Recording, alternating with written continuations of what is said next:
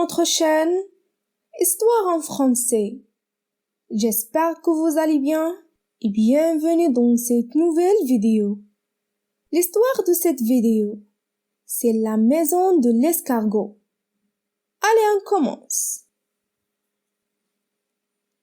Il était une fois un pauvre escargot qui souffrait beaucoup à chaque fois qu'il partait en randonnée, car il avait du mal à suivre le rythme de ses compagnons.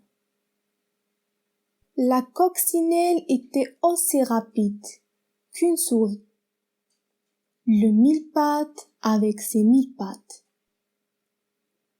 Il n'aurait à fatigue. Le scarabée prenait même le temps de faire des escapades vers les fleurs. Le pauvre petit escargot, lui, peinait, soufflait, transpirait tout seul et loin derrière, abandonné par les autres qui n'avaient plus la patience de l'attendre. Quand le petit escargot parvenait enfin à rejoindre le groupe, les autres petites bêtes s'étaient déjà bien reposées, avaient bien mangé et après avoir bien joué, avaient préparé l'accampement et dormi depuis bien longtemps. Et comme il n'y avait plus de place, le petit escargot devait coucher à la belle étoile. Mais chaque matin, obstiné, il reprenait la route, espérant toujours rattraper ses amis, pour ne pas s'ennuyer pendant le parcours.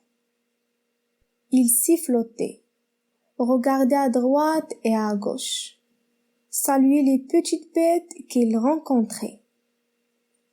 Un jour, qu'il avançait le nez en l'air pour admirer le vol d'un beau papillon, le petit escargot buta sur une surface dure qui lui fit perdre l'équilibre.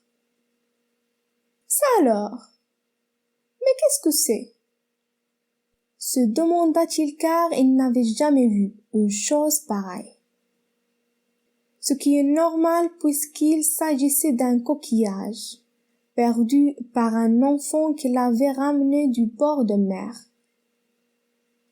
D'un naturel curieux, et comme la chose ne bougeait pas, le petit escargot alla voir de plus près et inspecta l'intérieur. Attentivement, en y pénétrant, il s'aperçut qu'il était parfaitement à sa taille et de plus très légère à porter. C'est super! Jubila alors le petit escargot. Je vais m'en faire une maison. Et il se mit en route, le coquillage sur le dos. Quand il arrivait au campement, tout le monde dormait déjà, mais le lendemain matin, en sortant de son coquillage, le petit escargot remporta un très grand succès, et toutes les petites bêtes ressentaient une pointe d'envie. Ainsi, le petit escargot n'avait plus besoin de se construire une maison chaque nuit.